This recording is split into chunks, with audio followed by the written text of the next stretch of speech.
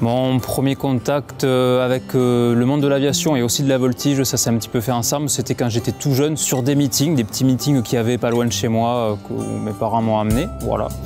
Un avion qui fait de la voltige, pour un gamin, forcément, ça attire l'œil. La passion m'est pas venue de suite, ça s'est fait très progressivement. Je me rappelle quand j'étais ado, j'avais vu un film au cinéma, Pearl Harbor. Et ça m'avait, voilà, les combats aériens, ça m'avait un peu attiré, intéressé, donc je m'étais un petit peu, comment dire, passionné pour ça. Et on peut dire que j'ai commencé à pratiquer cette passion sur mon ordinateur avec un simulateur de combat aérien.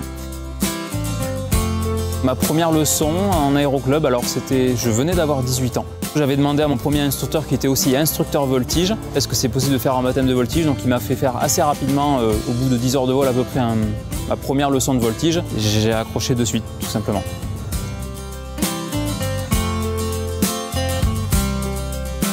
La première fois, c'est magique de faire son premier tonneau, sa première boucle. Il y a un plaisir à la fois dans les sensations qu'on ressent, un plaisir dans la technique de pilotage parce qu'on pousse le pilotage pur encore plus loin que ce qu'on fait habituellement. J'ai commencé en équipe de France Advance en 2013 et 2014 et après je suis passé en élite en 2015 où du coup j'ai fait ma première sélection en équipe de France élite. Il paraît que je suis le plus jeune de la compétition. Du coup, je m'étais jamais, qu'est-ce que ça me fait? Je m'étais jamais posé la question avant.